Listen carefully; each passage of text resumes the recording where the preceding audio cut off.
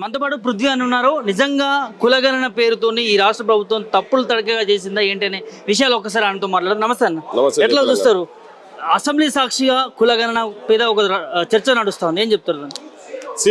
అదైతే నువ్వు అన్నట్టు తప్పుల తడకనే అది ఉట్టి నాకు అనిపిస్తుంది ఒక ఫ్రాడ్ లెక్కలు దొంగ లెక్కలు తీసుకొచ్చి ముంగడ పెడుతున్నారు. ఇప్పుడు బీసీ మేధావులకు సంబంధించిన వాళ్ళు కావచ్చు, జుడిషియల్కి సంబంధించిన అందరూ కూడా చెప్తున్నారు ఏంటంటే క్లియర్ కట్గా అది కాదు అని. గతంలో సర్వీసెస్లో ఉన్నటువంటి వాళ్ళు ఆ డేటా తీసుకొచ్చి పెట్టి కూడా నువ్వు అప్పుడు 52% దాకుంటే ఇప్పుడు 46% ఎట్లా అవుతుంది? పెరుగుతుందా తగ్గుతుందా? ఆయనే బయట పెట్టలే. 10 ఏళ్ళలో పెరగాలనా తగ్గాలనా? అంతకుముందు చేసిందంటే 21 లక్షల మంది పైన బీసీలకు సంబంధించిన వాళ్ళు తగ్గించిండ్రు, ఎస్సీలకు తగ్గించిండ్రు, ఎస్టీలకు కూడా తగ్గించిండ్రు. ఇది చాలా దుర్మార్గమైన పని వీళ్ళు చేస్తున్నటువంటిది. ఏంటంటే మత్పరిచి మాయ చేసి జనాలను ఆగం పట్టించే ప్లాన్లను బీసీలను ఎట్లా అనగదొక్కాలి. బీసీల నిజమైన జనాభా కనుక బయటికి వస్తే వాళ్ళ అధికారాలకే ఎసరైతున్న ఉద్దేశంతో వీళ్ళను 80% ఆ డేటా నిజమైన డేటా బయటికి రావద్దనే ఉద్దేశంతో చేస్తున్నటువంటి. తీన్మార్ మల్లన్న కూడా దీన్ని విమర్శిస్తా ఉన్నారు. కాంగ్రెస్ పార్టీలో ఉన్న తను ఎమ్మెల్సీగా ఉన్నారు.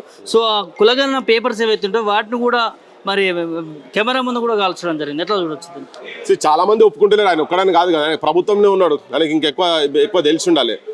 సో ఆయన మరి ఏం చేస్తారు తన గురించి నేను పెద్ద మాట్లాడదలుచుకోలే. కానీ నిజంగా బీసీ సమాజానికి అందరూ మొత్తుకుంటున్నారు కదా.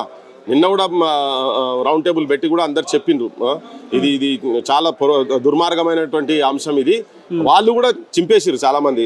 ఇదంతా ఒకటి బక్వాసన్. ఇది నేను ఇప్పుడు కాదు, ఈ సర్వే వీళ్ళు ఒత్తిడిలో చేస్తున్నప్పుడే నేను అప్పటి నుంచి చెప్తున్నా ఇది ప్రాపర్ గా జరుగుతలేదు. ఇది దొంగ లెక్కలు వస్తాయి, పక్కా దొంగ లెక్కలు వస్తాయి దీంట్లో అంతా అని చెప్పని అనుకున్నట్టుగానే దొంగ లెక్కలు వచ్చినాయి.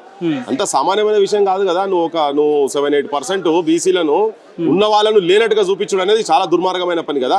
వాళ్ళు ఓసీలు పెరుగుతారు ఎట్లా, వీళ్ళు తగ్గుతారు ఎట్లా? ఇది ఎవరు చూసినా పిచ్చోనికి చెప్పినా కానీ ఇది తప్పని చేస్తున్నారు వీళ్ళని అని చెప్పే కాడికి వస్తున్నది. దీని ఆంతర్యం ఏంటంటే వీళ్ళకి రావాల్సిన అవకాశాలను బీసీలకు 80% రావద్దు. సంఖ్యాబలం ఉన్నటువంటి బీసీల లెక్కలు కనుక బయటికి వస్తే సంఖ్యాబలం లేనటువంటి వాళ్ళు రాజ్యాలు వెళ్తున్నారు, మా వాటా మాకు కావాలని సంఖ్యాబలం ఉన్నటువంటి వాళ్ళు రేపు అడుగుతారు. కాబట్టి ఎస్సీలలో కూడా సంఖ్య పెరుగుతుంది కాబట్టి మా రిజర్వేషన్ కూడా పెంచాలని చెప్పని వి సెక్షన్స్ కూడా అడుగుతాయి. కాబట్టి దానికి అవకాశం ఇవ్వకుండా ఉండేందుకే వీళ్ళు ఈ పని చేస్తారు. చిన్న పని ప్రభుత్వానికి తెలియదు అంటే సంఖ్యను తగ్గిస్తే ప్రజలు తిరగబడతారు, విమర్శలు వస్తాయని చెప్పి మేనేజ్ చేద్దామని అనుకుంటున్నట్టున్నారు. అట్లా అనుకున్నట్టున్నారు. ఉంటది ఎందుకు ఉండదు? అట్లాంటి ఎన్ని దుర్మార్గాలు చేస్తారు? మేనిఫెస్టోలో పెట్టిన చేస్తున్నారు, వాళ్ళు అమలు చేస్తలేరు కదా. మేనిఫెస్టోలో పెట్టిన మరి రేపు పొద్దున ప్రజలు అడుగుతారని తెలియదు వాళ్ళకి. అయినా కానీ చేస్తారు. ఎందుకంటే అబద్ధాలతో కూడుకున్నటువంటి అబద్ధాల పునాదుల మీద రాజ్యాలు వెళ్తున్నారు వీళ్ళు. గంతనే వీళ్ళు అదే ఏం చేస్తారు జనం అని అనుకుంటున్నారు. కానీ ఇప్పుడు మా ఓటర్ల అందరం ఉన్నాం, మేము జనాన్ని చైతన్యవంతులను చేస్తాం. వాళ్ళకి ఏంటంటే 1000-500 వేస్తే ఓట్లు వేస్తారు ఎట్లా ఆఖరికి అని చెప్పని అన్ని ప్రభుత్వాలు అనుకున్నాయి. గత ప్రభుత్వం అనుకుని ఈ ప్రభుత్వం అట్లే అనుకుంటుంది. కాబట్టి అది కాదు, జనాన్ని కూడా చైతన్యవంతులు చేస్తే జనం రేపు పొద్దుగాల తిరగబడే సిచ్యువేషన్ వస్తుంది. ఆ చైతన్యం ఈ జనం లోపల వచ్చింది. ఇది కులగణన సర్వే క్లియర్ గా జరగలేదు, మరోసారి జరపాలంటూ కొన్ని వాదనలు వినిపిస్తాను. ఎట్లా చూడొచ్చు మరి మరోసారి జరిపితే క్లియర్ గా వస్తుంది అనుకోవచ్చు? గంటే మన చేతులు ఉంటే ఏ బంతులు ఉన్నా కానీ మన వాట మనకు వస్తుందబ్బా. ఈ వడ్డించే గంటే మన చేతులు లేదు. మళ్ళీ చేసినా మళ్ళీ చేయడానికి గ్యారంటీ ఏమున్నది?